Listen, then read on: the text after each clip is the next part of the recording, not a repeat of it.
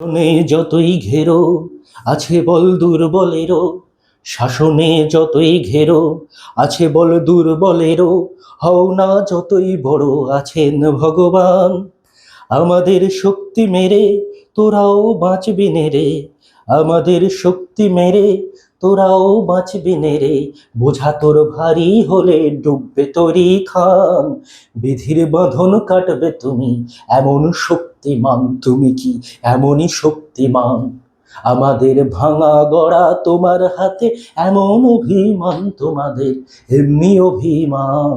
বিধির বাঁধন কাটবে তুমি, এমন শক্তিমান তুমি কি, এমনই শক্তিমান।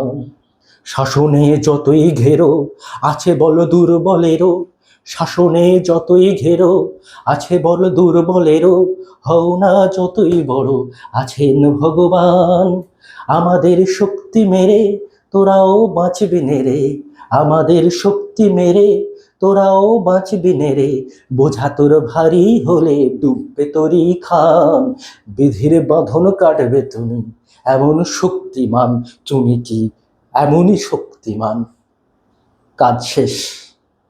এখনো পর্যন্ত রেজাল্টের ট্রেন আসছে, ভবিষ্যতে কি হবে সেদিন সবাই তাকিয়ে আছে, কিন্তু ট্রেন যা দেখাচ্ছে তাতে করে কাজ শেষ। কেন বলছি কাজ শেষ?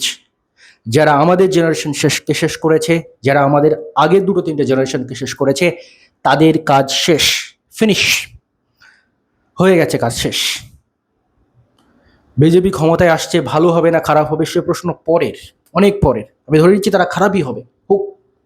কিন্তু যাদের জন্য আমাদের 15টা বছর নষ্ট হয়েছে, তারা যেন এই বাংলায় আর জীবনে ফিরতে না পারে, তারা যেন এই বাংলা থেকে পাত্তাড়ি গুটিয়ে পালিয়ে যায়, সেই কাজ নিশ্চিত করেছেন আপনি, আমি, আমরা সবাই।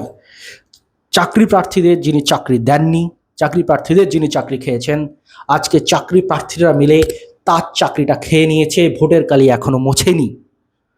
তার আগেই যিনি আমাদের এতদিন ধরে অত্যাচার করেছেন বিভিন্নভাবে, এবং আমি নিজের ব্যক্তিগত কথা কোনোদিন সাধারণত বলতে পছন্দ করি না, বলি না, কিন্তু 21-এর ভোট পরবর্তী হিংসায় বড্ড ক্ষতি আমাদেরও হয়েছে। আমার নিজের ব্যক্তিগতভাবে অনেক সমস্যা হয়েছে, নিজের পরিবারের উপরে অনেক অ্যাটাক হয়েছে। আবার 21-এর ভোট পরবর্তী হিংসা কবলিত ছিলাম আমিও, আমরাও, আমার পরিবারও। যাই হোক, সে বিষয়ে আমি যাচ্ছি না, সেটা অনেক খারাপ ব্যাপার। কিন্তু আজকে যে স্বাধীনতার স্বাদ বাংলা পেল, আমরা তো 47-এ কেউ জন্মাইনি, আমরা 11-ই অনেকটাই ছোট ছিলাম। যদিও তখন মানুষ ভেবেছিল যে পরিবর্তন আসছে, তখনও মানুষ স্বাধীনতার স্বাদ ভেবেছিল সেটাকে, কিন্তু আলটিমেটলি এরকম জিনিস যে আসবে এ তো আমরা ভাবিনি।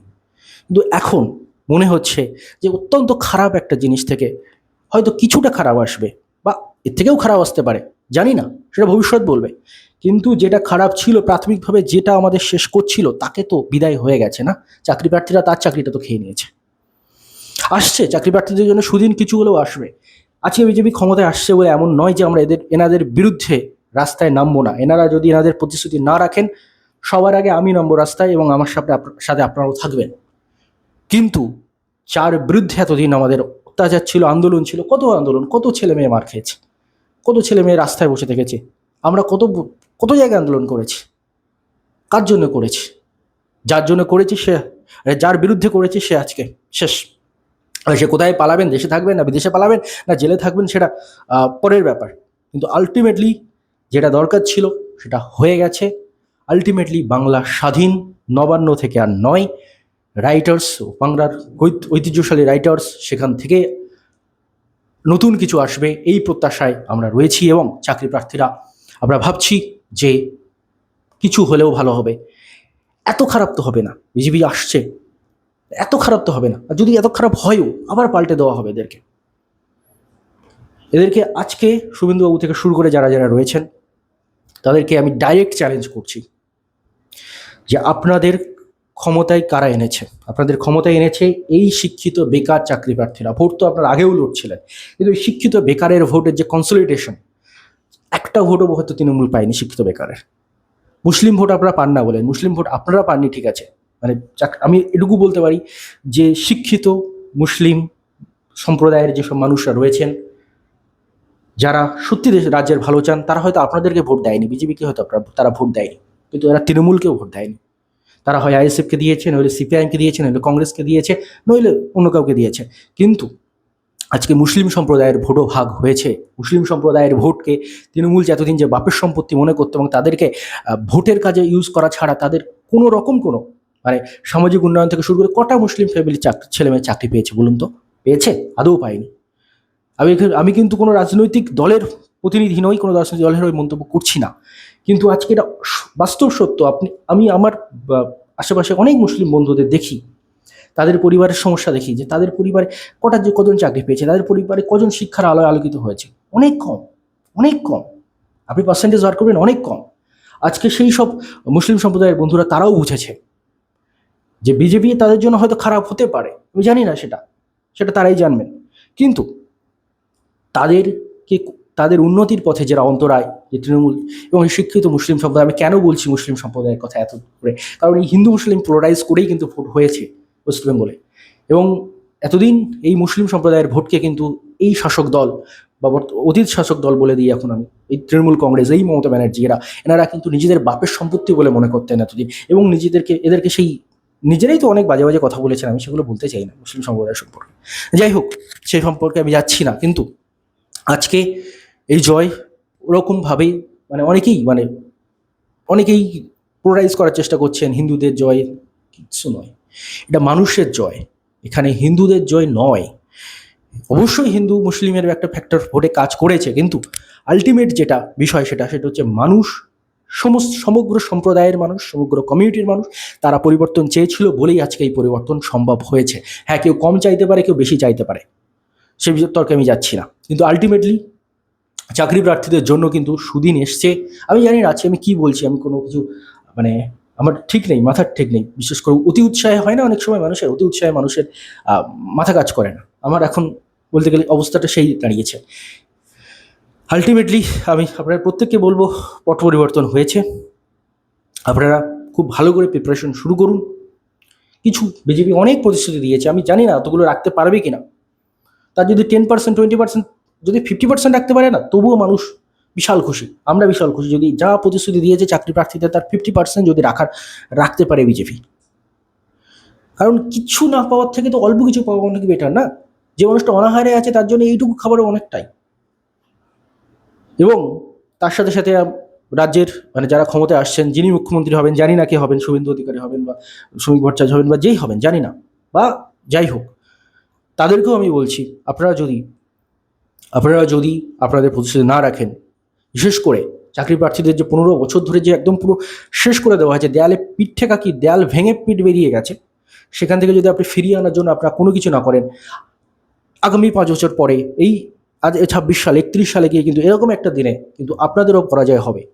আপনারা জিতেছেন, আমাদের আশীর্বাদে জিতেছেন, আমাদের ভোটে জিতেছেন, তাই অবশ্যই চেষ্টা করবেন চাকরি প্রার্থীদের কথা ভাবতে এবং সমগ্র মানুষের কথা ভাবতে। ভাতা থেকে শুরু করে বিভিন্ন যেগুলোর জন্য মানুষের উপকার হয় না, যেগুলোর জন্য অ্যাকচুয়ালি মানুষের ক্ষতি হয়, উপকার হয় না, 2000-3000 টাকা দিয়ে মানুষের উপকার হয় না, তাকে একটা কাজ দিলে বরং অনেক বেশি উপকার হয় তাকে। এই কাজের ব্যবস্থা করুন, কর্মসংস্থানের ব্যবস্থা করুন, ভাতার অকারণে টাকা নষ্ট না করে করুন সেটা আপনার। আর চাকরি প্রার্থীদের কথা, যেহেতু নিজে একজন চাকরি প্রার্থীদের হয়ে এতদিন লড়েছি, রাস্তায় মারও খেয়েছি, মার বলতে ওই একদম পুলিশের লাঠি কিন্তু খাইনি, কিন্তু ধাক্কা খেয়েছি। আমার এখনো মনে আছে, ফুড এসআইয়ের দ্বিতীয় দিনের আন্দোলনের দিন না, আমার হাতের এই কবজিটা ফুলে গেছিল, ওই ব্যারিকেড দিয়ে পুলিশ এমন জোরে ধাক্কা মেরেছিল, আমার এই হাতের কবজিটা ফুলে গেছিল। তো যাই হোক, সেসব নিয়ে যাচ্ছি না। কত ছেলে মেয়ে মার খেয়েছে এসএসসির আন্দোলন করতে গিয়ে, কত ছেলে মেয়ে মার খেয়েছে, কত ছেলে মেয়ে কেস খেয়েছে, কত কি করেছে, পুলিশের চোখরানি থেকে শুরু করে কত কি সহ্য করেছি আমরা চাইবো না আর ভবিষ্যতে যেন আমাদের রাস্তায় নামতে না হয়। আপনাদের নতুন সরকার যে আসে তাদের কাছে অনুরোধ যে আমাদের আর যেন রাস্তায় নামতে না হয়। আমরা পড়াশুনো করতে দিন, আমাদের ঘরে বসে পড়াশুনো করি, পরীক্ষা নিন টাইম মতো, মেধার ভিত্তিতে চাকরি হোক, গরিবের ছেলেমেয়েরা যারা চাকরির মাধ্যমে একটু নিজের পরিবারকে একটু সচ্ছল জায়গায় নিয়ে যায়, একটু নিজেদের স্বপ্ন পূরণ করে, একটু বাবা মায়ের স্বপ্ন পূরণ করে, তাদের সেই স্বপ্ন পূরণটা করতে দিন না। আমরা কেন বারবার রাস্তায় নামবো? প্রত্যেকটা শ্রেণী কেন বারবার রাস্তায় নেমে আন্দোলন করে প্রতিবাদ করে তাদের দাবি আদায়ের চেষ্টা করবে? তবে এটাও ঠিক, যদি আপনারা দাবি না মানে, রাস্তায় কিন্তু আমরা আবারও নামবো এবং আপনাদেরও কিন্তু মৃত্যু ঘণ্টা আমরা বাজাবো। সে বিষয়ে আপনারা রেডি থাকবেন। রাজনীতি কোনোদিন করি না, প্রকাশ্য রাজনীতি কোনোদিন করি না, অবশ্যই নিজের ব্যক্তিগত মতামত রয়েছে, অবশ্যই নিজের ব্যক্তিগত মতামত অনুযায়ী ভোট দিই, কিন্তু প্রকাশ্যে রাজনীতিতে কোনোদিন নামি না, এবং প্রকাশ্যে কখনোই এই চ্যানেলেও কোনোদিন রাজনৈতিক কথা বলিনি। আজকে শুধু রেজাল্ট বলে একটু 2-4 কথা বলছি, কিন্তু এটাও আপনাদের হুঁশিয়ারি দিয়ে রাখছি নতুন যে সরকার আসছেন তাদেরকে, যদি আপনারা আপনাদের প্রতিশ্রুতি না রাখতে পারেন, যদি চাকরি প্রার্থীদের এই অচল বা এই দেয়ালে পিঠ ঠেকা অবস্থা থেকে তুলে নিয়ে আসতে পারেন, যদি নতুন নোটিফিকেশন না আসে, তাহলে কিন্তু আপনাদেরও মৃত্যু ঘণ্টা আমরাই বাজাবো, যেমনটা এই তৃণমূলের, এই মমতা ব্যানার্জির, এই অভিষেক ব্যানার্জির মৃত্যু ঘণ্টা আমরাই বাজিয়েছি। রেডি থাকবেন। তাই আবারও বলছি, আপনারা এসছেন, আমরা সাদরে গ্রহণ করেছি আপনাদেরকে, আমরাই এনেছি আপনাদেরকে, তাই আমাদের জন্য অবশ্যই আপনারা কিছু করবেন। অবশ্যই মুখ্যমন্ত্রী পদে শপথ নেওয়ার সময় এটা ভাববেন যে কাদের ভোটে আপনারা জিতেছেন। হিন্দু ভোট আপনারা সারা জীবন পান, আপনাদের যে ভোট আপনারা সারা জীবন পান। অ্যান্টি ইনকামবেন্সি, এই যে দুর্নীতি, এই যে চাকরি প্রার্থী, এই যে চাকরিজীবী যারা ডিএর দাবিতে আন্দোলন করছে, এই ভোটগুলো না পেলে আজকে আপনাদের এই জয় জীবনেও সম্ভব হতো না 21 সালের মতো আবারই মুখ থুবড়ে পড়তেন।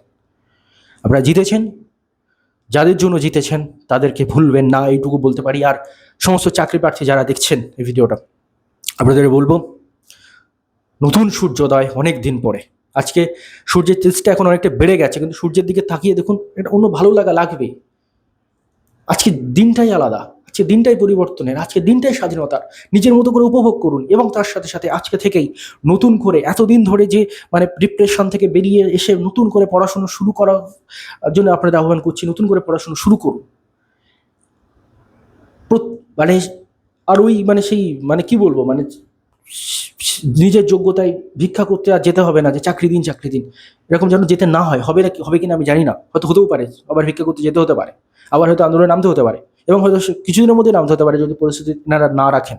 তবুও আমি বলবো, পরিবর্তন যখন হয়েছে, কিছু তো আসবে। লাস্ট, আমি জানি না আজকে আমি ভিডিও কত বড় হচ্ছে, কিচ্ছু জানি না, আমি কি বলছি আমি নিজেই জানি না, উৎসাহ আমার মাথার ঠিক নেই, কিন্তু লাস্ট দেখুন না, জেনারেশন একের পর এক কি নষ্ট হয়েছে। 2016 দুর্নীতিতে শেষ, 2016 পরে স্কুল সার্ভিসের কোনো পরীক্ষা হয়েছে, প্রাইমারির কোনো পরীক্ষা হয়েছে, কিচ্ছু হয়েছে। পিএসসি WBC 2023 পরে আজ পর্যন্ত হয়নি। মিসেলেনিয়াস ক্লার্কশিপ কবে হয় কোনো ঠিক ঠিকানা নেই, তাতেও দুর্নীতিতে ভরা। জানি না কি বলছি আমি, মাফ করবেন যদি ভুল কিছু বলে থাকি। আসুক, কিছু অন্তত আসুক এই চাকরি প্রার্থীদের জন্য, কিছু অন্তত আসুক, এবং বিশ্বাস আসবে। এবং যদি না আসে, আমি বলছি যদি না আসে, প্রত্যেকে রেডি হন, আবারও রাস্তায় নামতে হবে যদি না আসে। কিন্তু আমি চাইবো, মনে প্রাণে চাইবো, আপ্রাণভাবে চাইবো, যে আমাদের যেন আর রাস্তায় নামতে না হয়, আমাদের যোগ্যতা অনুযায়ী যেন আমরা সুযোগ পাই। চাকরি পাবো কিনা জানি না, কিন্তু চাকরি পাওয়ার সুযোগটা যেন পাই, প্রত্যেকে যেন পাই। দুর্নীতি যেন না হয়, চাকরি করতে করতে কারো যেন ওই দুর্নীতির দায়ে চাকরিটা না চলে যায়, আর যারা আগে দুর্নীতি করেছে তাদের যেন প্রত্যেকের চাকরিটা যায়। নতুন সরকারের কাছে অনেক প্রত্যাশা, অনেক কিছু আশা, বিশ্বাস তারা কিছুটা রাখবেন, কিছুটা পুরোপুরি নিরাশ তারা করবেন না। জানি সব নির্বাচনের আগে সব প্রতিশ্রুতি কোনোদিন মানা সম্ভব হয় না, 50% যদি মানা হয় না, জীবন পাল্টে যাবে চাকরি প্রার্থীদের। এটুকু বললাম। নতুন উদ্যমে সবাই পড়াশুনো করুন। এই ভিডিওতে আমি কি বলেছি জানি না, কোনো কিছু যদি ভুল বলে থাকি মার্জনা করবেন, কারণ উৎসাহে মানুষের মাথার ঠিক থাকে না, আমারও নেই আজকে। ধন্যবাদ আপনাদের সবাইকে।